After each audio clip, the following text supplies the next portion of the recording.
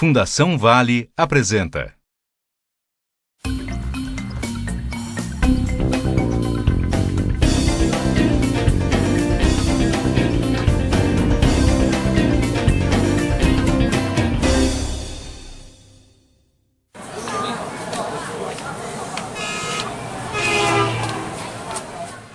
À primeira vista, quando a gente fala de mandar na cidade, nós pensamos na figura das autoridades públicas, né? O prefeito, né, que é o chefe do poder executivo do município, e a Câmara de Vereadores, que é o poder legislativo do município. Esses são os dois poderes da cidade no sentido mais imediato. Agora, a cidade é muito complexa, né? Por exemplo, numa cidade como o Rio de Janeiro ou como São Paulo, na verdade tem uma grande influência, uma enorme influência do governo federal e sobretudo do governo estadual, porque, por exemplo, os grandes equipamentos urbanos, um aeroporto, as universidades federais, o metrô, quando ele passa além das fronteiras do município, tudo interfere na cidade. Além do poder público, né, das autoridades públicas, nós temos também vários agentes privados que exercem posições de poder sobre a cidade. É o caso, por exemplo, de todos os empreendedores, as empresas do ramo da construção civil, da produção habitacional, da realização de projetos de loteamento. Esse setor aí sempre busca estar bem com o setor executivo e legislativo. Então há aí uma certa combinação de interesses e muitas vezes você vê o setor da construção civil, num amplo aspecto, financiando a campanha de prefeitos, vereadores, aqueles que representarão o poder político de quem eles dependerão nas suas decisões. E, ao mesmo tempo, o poder político atendendo às reivindicações desse setor. Eu queria pegar dois exemplos bem diferentes. Um prefeito que tem toda a vontade de priorizar o transporte coletivo. Mas a indústria automobilística é muito poderosa e ela tem isenção de imposto. E todo mundo quer ter automóvel.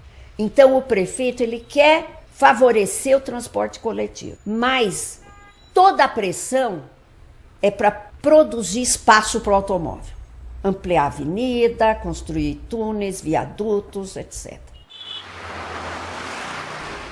Vamos pegar outro exemplo. Digamos que eu quero fazer uma obra de mobilidade. O dinheiro, se eu levar 1 ano e meio, eu vou perder o dinheiro que o governo estadual está colocando à minha disposição. Veio lá da Assembleia Legislativa, estava lá no orçamento uma obra para mobilidade. Chegou no município. Olha, você tem 6 meses para gastar esse dinheiro. O projeto nem sempre é o que a cidade mais precisa. Quando a gente pensa no universo das favelas e periferias brasileiras, nós temos no caso do Rio de Janeiro, por exemplo, a figura aí do chefe da boca de fumo, né, do miliciano, que exercem um poder baseado nas armas, na violência, na ameaça. Então também é um outro poder que coexiste na cidade. E também eu acho que nós temos que atentar que existem vários tamanhos de cidade no Brasil, né? As cidades pequenas, as cidades médias e as megacidades, que são de região metropolitana, em que você pode dizer que a cidade, por exemplo, como Belo Horizonte, que tem uma região metropolitana, várias cidades que estão praticamente coladas com ela, você pode dizer, qual a cidade que você está falando? A Belo Horizonte ou a Belo Horizonte, a grande Belo Horizonte? São Paulo ou a grande São Paulo? Então, nesses casos, as fronteiras da cidade já ultrapassou a fronteira dela mesma, né? Então, nós temos que atentar no Brasil para essa diversidade de tamanhos de cidade que muda, né, a forma que a gente tem que ver e tratar esses núcleos urbanos, né? O Brasil tem hoje 5.570 municípios, também de todos os tamanhos. 70% desses municípios, mais de 4 mil, são pequenos municípios com menos de 20 mil habitantes. E no Brasil, nós temos uma disparidade tão grande que a gente tem, por exemplo, Serra da Saudade, em Minas Gerais, como o menor município, com 825 habitantes, e São Paulo, com 11 milhões de habitantes, que também é um município. Nós temos hoje muitos municípios que funcionam articuladamente e que formam regiões metropolitanas, né? É o caso de São Paulo, é o caso do Rio, de Belo Horizonte, de Porto Alegre, né? A região metropolitana de São Paulo compreende 39 municípios. São Paulo, São Bernardo, Osasco, Guarulhos, Mogi das Cruzes, né? São vários municípios, mas que, de certa forma, eles formam um único grande núcleo urbano. E é fundamental, né, que se pense de maneira planejada essa aglomeração, essa enorme aglomeração urbana. O problema é que o Estatuto da Cidade e a própria Constituição determinaram que é o município que faz o plano diretor. Então, com isso, nós temos uma grande dificuldade, né? Por quê? Porque os planos diretores são feitos pelos municípios metropolitanos, que fazem parte da mesma região metropolitana, muitas vezes de forma autônoma. No âmbito das Olimpíadas, os investimentos em mobilidade do Rio de Janeiro desconsideram o fato de que o município do Rio de Janeiro é polo da segunda maior metrópole brasileira, a metrópole do Rio de Janeiro. E não são feitos investimentos em sistemas de integração com o leste metropolitano ou com a Baixada Fluminense. Quer dizer, isso também cabe quando a gente fala da moradia. Quer dizer, o planejamento das moradias que são construídas não leva em consideração o território metropolitano, o déficit habitacional metropolitano, porque, lançados à sua própria sorte, os municípios da metrópole fluminense não serão capazes de resolver o seu problema habitacional. Não há como resolver o problema de água num município, porque a captação da água se dá em um local e o consumo da água se dá em outro. Não há como resolver o problema do saneamento, porque o esgoto é captado no município e, em geral, é tratado no outro município. Então, todas essas questões que eu citei, e muito a de mobilidade, que é uma das mais importantes hoje nas nossas metrópoles, não são resolvidas no contexto municipal. E muitas vezes a população não sabe disso. Que o problema de mobilidade é muito mais metropolitano, portanto estadual, do que municipal. O problema de habitação, de saneamento, é muito mais metropolitano do que municipal. E as nossas metrópoles, infelizmente a gente tem que dizer isso, são metrópoles desgovernadas hoje no Brasil.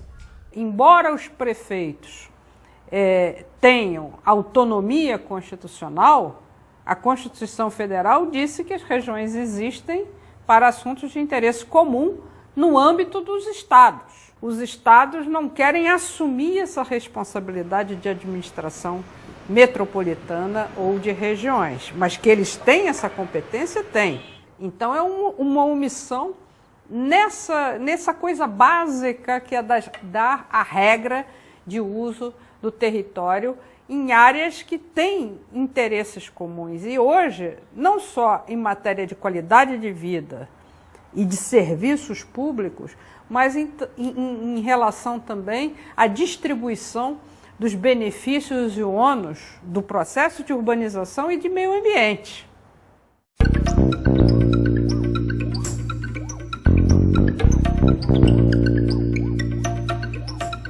Quando a gente pensa numa cidade justa, quando a gente pensa na reforma urbana, o que a gente pensa é num fortalecimento da própria população, do próprio morador, como um novo agente que tenha uma outra parcela desse poder.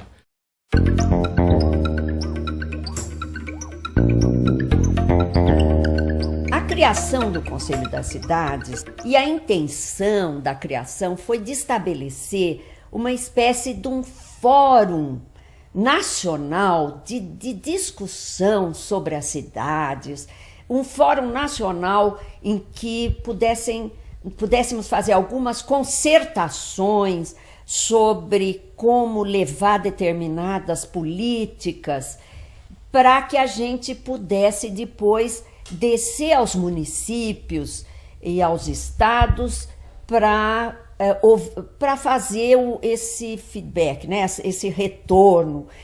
Na verdade, era um processo social, era um processo de construção social da política urbana. O Conselho das Cidades hoje faz parte da estrutura do Ministério, uma parte da estrutura do Ministério que se apoia numa organização em que um conjunto de segmentos da sociedade travam um conjunto de debates na construção e no estabelecimento das políticas urbanas do país. É claro que o Conselho ainda precisa avançar muito. Nós queremos avançar, por exemplo, no caráter deliberativo do Conselho, que todas as políticas tenham que necessariamente ser aprovadas pelo Conselho das Cidades. Temos que avançar na integração das políticas. Ainda as nossas políticas públicas são pensadas muito setorialmente, né? Habitação é uma coisa, saneamento é outro, saúde é outra, educação, infraestrutura. Então a gente precisa coordenar mais que os investimentos que cheguem no território. E no território você sabe que políticas precisam entrar nesse local e não pensar a partir de caixinhas fragmentadas, né? E essa é a proposta do Sistema Nacional de Desenvolvimento Urbano. Esse desafio é muito grande porque nós não temos ainda um Sistema Nacional de Desenvolvimento Urbano, né? Que estabeleça recursos, fontes de recursos, conselhos estaduais, municipais, enfim, como nós temos o Conselho das Cidades Nacional, que controlem a aplicação desses recursos, planejamentos que definam aonde e como se aplicam esses recursos. Há um enorme desafio no Brasil para se estruturar e constituir uma política urbana nacional como uma política de Estado. Quanto mais segmentos da sociedade puderem participar, estiverem participando do processo de planejamento, mais legítimas vão ser as decisões.